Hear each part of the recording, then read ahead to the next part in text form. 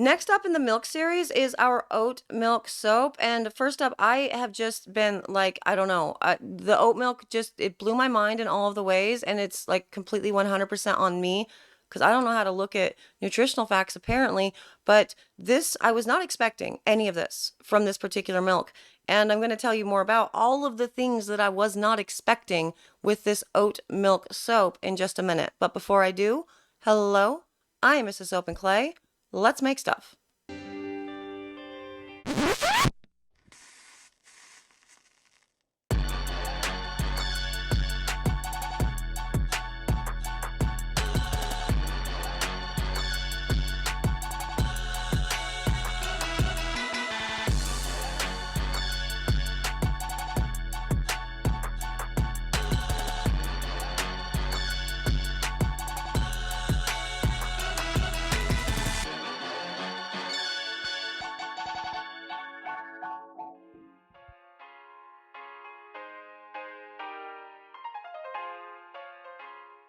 How's it going, Sudsers? Welcome back to the channel. You are at Soap and Clay, where we make all the soapy things, and you're here for another round of plant-based milk soaps, and today we are going to be tackling oat milk.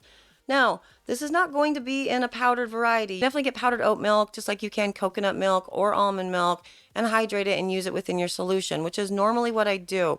Yesterday with the almond milk, I really quite enjoyed the fresh version of it, more than what I had experienced from almond milk soaps in the past when I used the powdered variety. That said, as I told you yesterday, I used a sweetened almond milk, so there is extra sugars within all of that. So within the oat milk, because I have made a lot of oat milk soaps from powder variety, I'm interested to see if this deviates from the lather that I'm accustomed to with the usual way that I make oat milk soaps.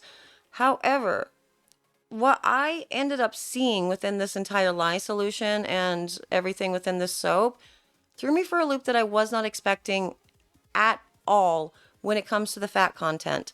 And so we're going to go to the video, and I really want you to pay attention to the lye solution, especially if I'm just kind of gabbing over it.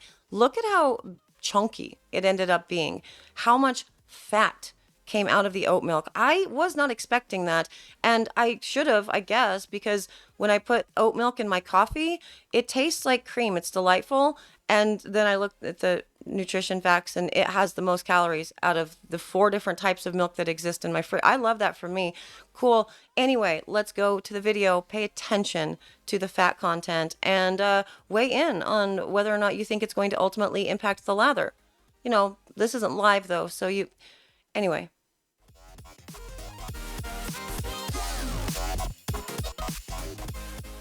Well, we are doing the oat milk this time, and we will still be using the oat milk from the store because we have a lot of different milks in the house. We do oat milk, we do almond milk, we do cow's milk, and all the jazz. So, when you're going to be using the stuff that's already pre-bought, can you make oat milk yourself? Absolutely, you can make oat milk yourself. So it's pretty easy, actually.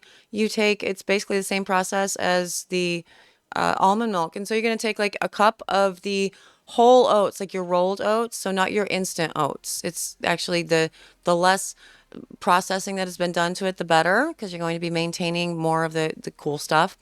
And a cup of the rolled oats, and you're going to put 4 cups water, and you can soak the oats for a while. And then you can go ahead and rinse them if you would like. That's going to remove excess starch. You super don't have to. But anyway, you're going to combine 1 cup of your oats with 4 cups of water, and you're going to blend, baby, blend. And then you are going to, after it's been blended and nice and smooth, you can go ahead and run it through a cheesecloth if you want to get rid of any of the residual bits of oats that are going to be difficult to break down. And that's really not the case with almonds. You don't really have to do that well, you certainly don't have to do it for soaps, but for consuming almond milk, that's not a necessary step.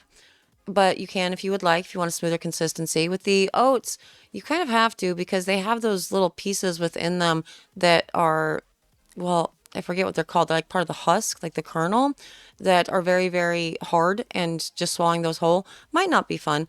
But for soap purposes, you certainly don't have to do that. So super easy to do that. And if you would like to use that, your own method, or you can just use regular oat milk that you can buy from the store. Now, let's talk about, while we are making up this lye solution, same lye solution for everything that we've used for the well, for all the soap tests with all of this. Same oils, same lye solution as far as the amount of the water or the milk to the lye. And so we are going with 2.4 times because I put clays in my soap. It's all a thing. And this particular one, we are doing the frozen for everything because I did just freeze everything out. And I wanted to look at the color as compared to the last 3 soaps that we've been dealing with. Definitely a dark color, slightly darker than the almond milk that we got yesterday, but not as dark as one or two of the cow's milks that we did. And that was from the room temperature cow's milk, not the frozen. So that is something to keep in mind. But I want you to pay attention to this lye solution because it does get very interesting. And I'm kind of a bonehead because, of course, it should get interesting. But look at that color. Isn't it pretty?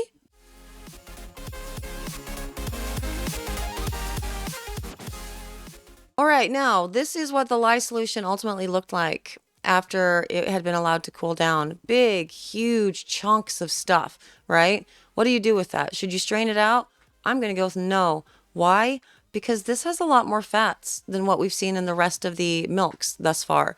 So the overall composition of the oat milk is 85% water, and the oats themselves, it's the 7% of carbs, around 1% of proteins, 1% of fiber, and 1 full percent of fats. And so with this, we're actually clocking in at 5%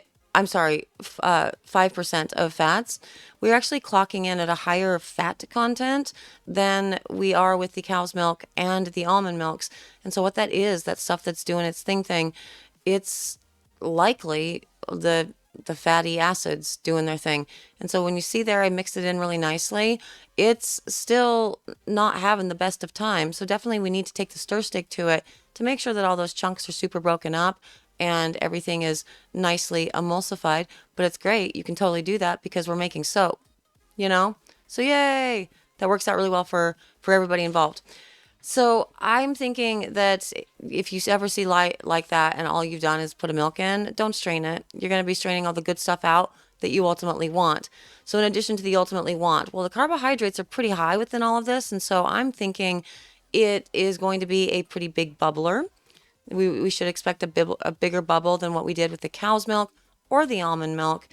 And also in oat milk, we have vitamin D, calcium, vitamin B12, pretty high amounts of vitamin B12, phosphorus, and then that's kind of it. The carbs are actually obviously moisturizing for the skin, sure, but it's going to contribute to the bubble. More importantly, the amino acids or the proteins, that's going to be really lovely for the skin.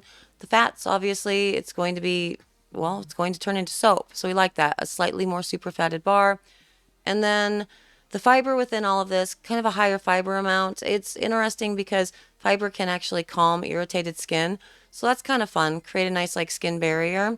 And then as far as the vitamins and minerals, we've talked about what survives saponification and what doesn't. And again, trace amounts. So it doesn't super matter, especially not for a rinse off product. I did kind of want to talk about generally, while we cut this soap, the differences overall between an oat milk, an almond milk, a cow's milk, and a goat's milk, and what you could expect based on those 4 different types. Like, is there a reason that you would use one milk over the other in your soaps? So let's do that. Invincible.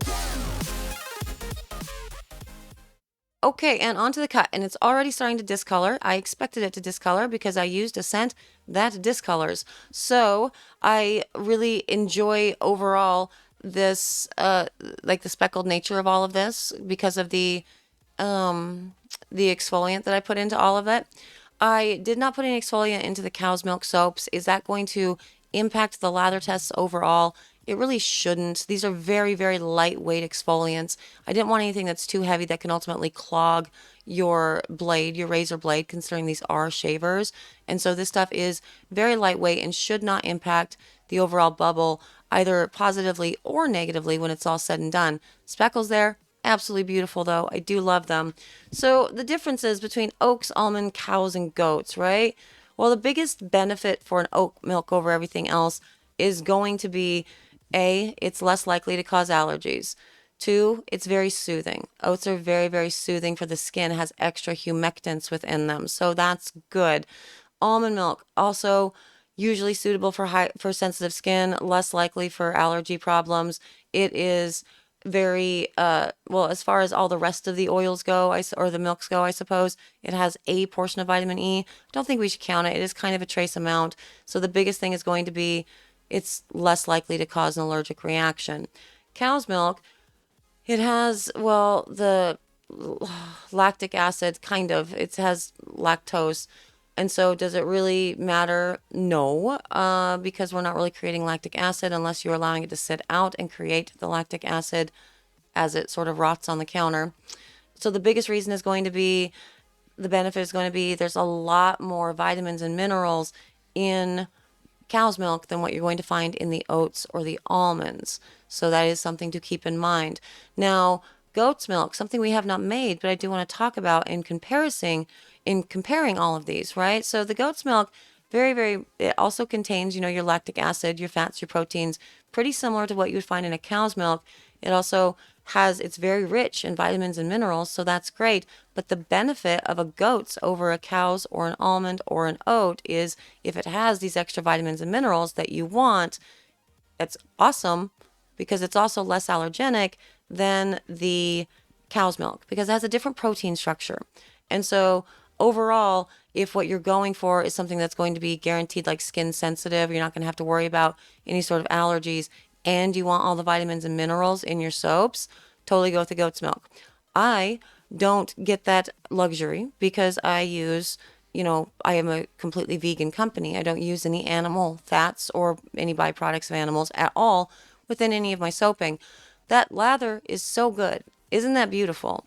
I I was surprised that I was surprised when I saw this lather, and because it has the extra, well, again, it's a sweetened oat milk, so there's extra sugar within all of it, but I like how it stands up so beautifully. We have a little bit of an extra super fat going on in that.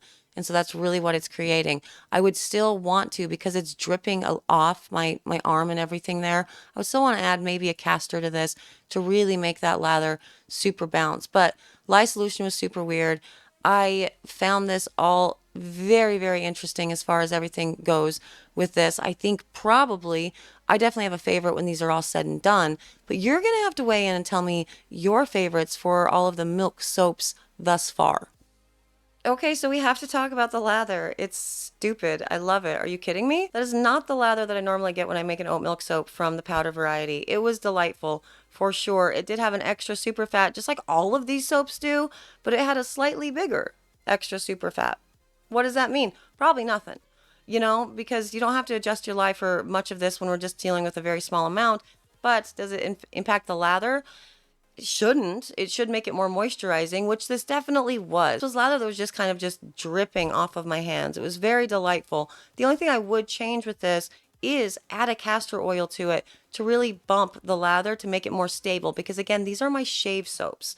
And so I want to have a nice, good, thing on the skin, as I was trying to show you in the videos, that looks like shaving cream. So you have a guide path to shave with, all the jazz. And so I would add a little bit of castor oil to this in future batches just to make sure that I could get a little bit more stability with that lather. But the lather in of itself, gorgeous. I love it. I don't know which one I like more. You weigh in the comments and let me know which one you like more between the two cow's milks, the almond and the oat milk. That would be awesome. For me, this one was definitely a delight. It was a lot of fun for sure. And if you're interested in these shavers, yeah, you can get them. They're at soapandclay.com right now. Right now. So you can go pick them up. You cannot pick up the cow's milk ones though. I'm sorry about it. I am a vegan company and I did these for experiments and for tests. And so those will not get sold because it's too complicated for me to remember that this one is not vegan. So don't mark it as vegan on the site, And so those will not be for sale, but two other ones will, a coconut and another oat. So go check them out if you're interested over at soapandclay.com for sure. We are not done with milk soaps at all, but we will be moving on to cosmetics next week. And we will be talking about the different types of milks that we can put in cosmetics, how we incorporate them, the benefits, the pros, the cons, all the things, then. So like, subscribe, comment, notify, all the things if you want to get that fed to you when you open up YouTube. And if you don't, that's fine too. This hurts my feelings, but for the Sudsers, hi, you guys are awesome. Thank you for being awesome. I hope you guys are having an excellent day. All of the things. I love you forever. All of the submissions have been submitting from what I hear, and we'll be selecting a new batch of Project Soapway winners really soon, so be on the lookout for that. I am out of here, but I'll see you guys all in a few days for another round of cosmetic milky, soapy fun. Bye.